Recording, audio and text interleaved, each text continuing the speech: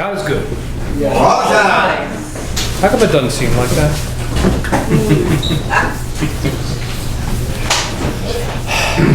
Mark, you touched my heart. You know, there comes a time in each of our conscious journeys where we recognize something first outwardly as a condition that we don't want to experience. And then the greater recognition that comes from that is to recognize what Mark was talking about, the internal reality of where that condition came from. The self-awareness that I have that which I don't want to see.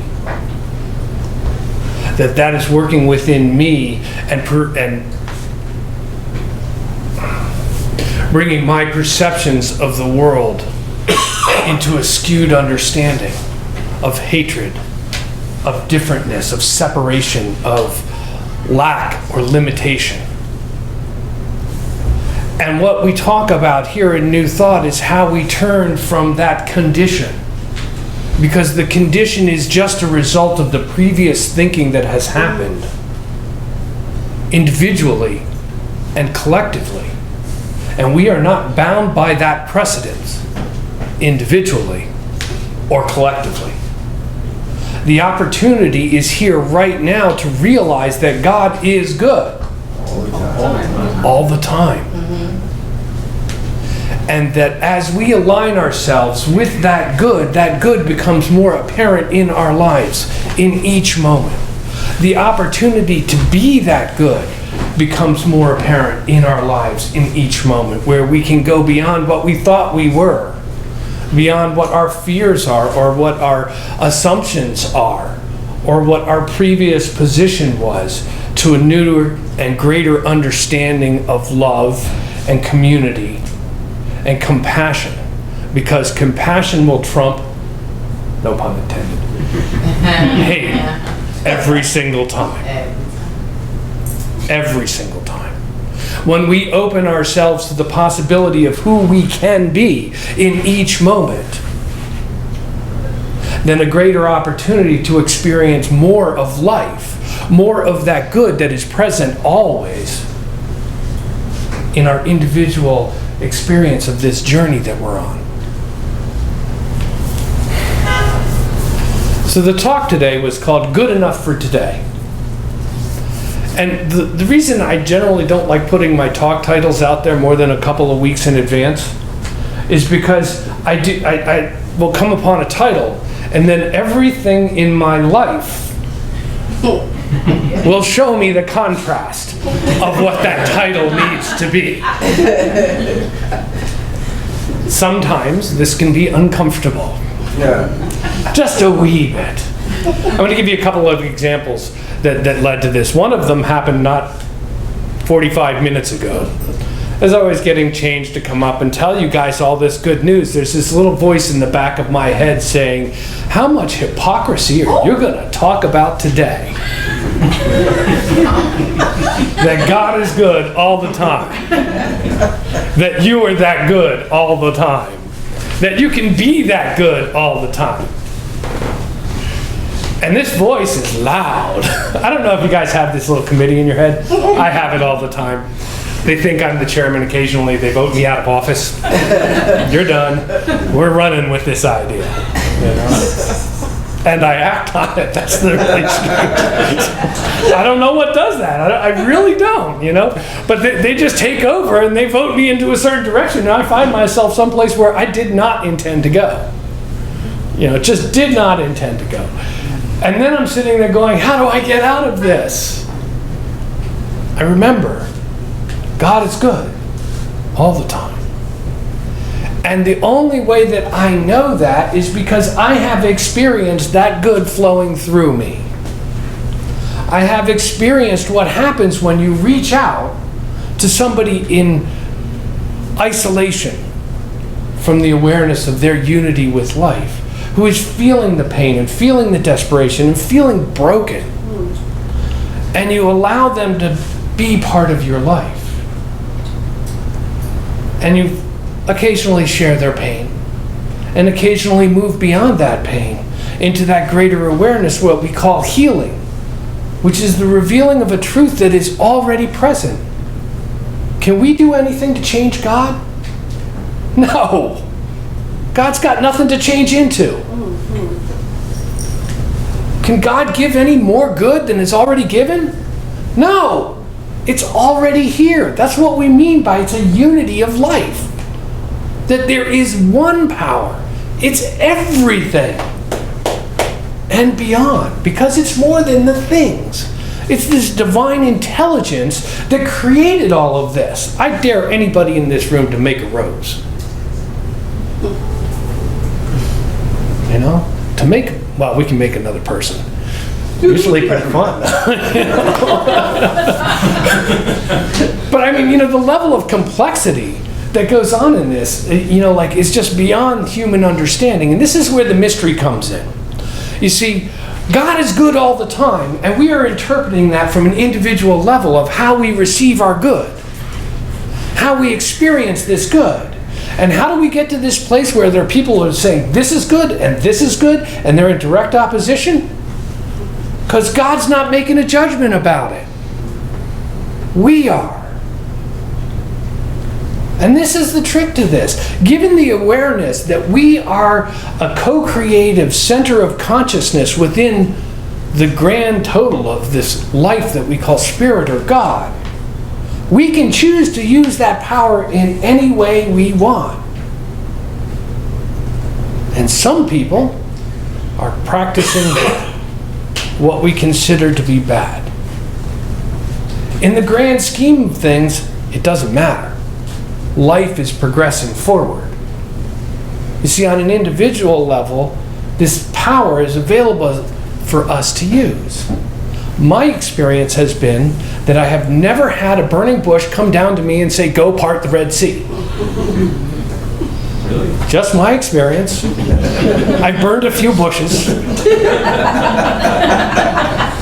of various sorts, but it was the 70s. I've walked on water. Most puddles will hold me up. Most pools will not. I've done some stuff in my life that I am not proud of that I now consider to be behaviors that I would not do anymore. But I was able to change those. And see, we're each at this point, every moment where we can choose this good that is around us and become part of the gratitude and joy that is life itself, that moves us into a greater awareness of our unity with one another and with all of this. But we have a choice. We can also choose not to do that.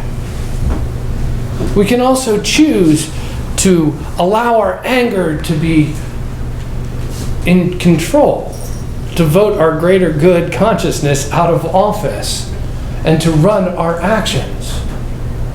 You know when that's happening? It's when you find yourself shouting at that person, or when you find yourself in the more milder forms of that and just saying in judgment. And it's hard not to be in judgment. It really is. I mean, think about it. How many people have judged somebody today? Be honest. It's like you make a judgment. It could be a good judgment. Oh, aren't they the sweetest person in the world? That's a judgment. Or wow, look what they did. That's a judgment too. And what happens when we recognize that there is enough good in our lives today, a sufficiency of supply, a sufficiency of ideas, a sufficiency of love for us to express and be the connecting power that brings us back to the awareness of the love that surrounds us. When we choose that, we get to experience a greater portion of life, right? I mean, is this making sense? We can choose, look, we're going through this in the self-mastery class, and I hate to tell you guys this, but your emotions are a response to your thinking. Yes. Not the other way around. Okay? So I don't care how fast it is, but when you get angry, it's because you thought about something and then you had an emotional response to how you thought about it. So you can choose to think differently about it. All right?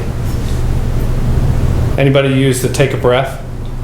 So you get angry, count to 10, Is this not changing our thinking? Isn't this not the root of where we are in life, where we can change how we're experiencing what we're experiencing? By taking a moment and stepping back and looking at a higher perspective? You see, as we grow through this process of we recognize that we were victims. Oh, look what they did to me. And then we let go of the victim consciousness and we say, wow, I can manifest stuff. I'm powerful. Look what I got. And you get all the toys and baubles and it's kind of fun. It's really hard to be a philanthropist when you can't put food on the table. And it's really great to realize that you can manifest stuff by aligning yourself with the good, recognizing that it's right here, coming into gratitude for what is already present, focusing your awareness on that presence of good and watching it multiply. Because where we focus our awareness is what we're going to tend to experience in life. Right? And then there's another level of that where you become the channel of this good. You are not just manifesting stuff for your own benefit, but you are recognizing that you are God's light on this world, the consciousness of the divine, here to connect with other people who are also the consciousness of the divine, to raise the level of consciousness to love, so that we can experience a greater form of life. And then there's yet another level. And this one takes a lot of work to get to. And then none to maintain, I assume. I haven't gotten there yet. You know, it's what we call enlightenment. It's that journey into being the presence of the divine. And people who do this are so rare, I will say, in the course of human history, that we have pointed them out with major religions and said, look, here's a person who has fully embodied the law and the awareness and the consciousness of the unity of life, that they founded religions around that personality that had realized that this was that. In the Eastern traditions, they call it bodhisattva. Those who have reached enlightenment and not transcended, but come back and stayed to teach. And they're the ones who are pointing the way that we can all get to if we choose to. Very difficult from victim consciousness. They did it to me too, I did it to me. Right? Because if it's all one, there is no they. There is just us. So there is a good that is present right here and right now. And sometimes we've got to clear some dust off of the mirror that we're looking at to see where that good is. Because I'm going to tell you right up and then I'll be done. Each one of us is sufficient unto the day. Whatever you are facing today, whether it be bliss or challenge, all of the ideas that are required to successfully unfold life through you are now available.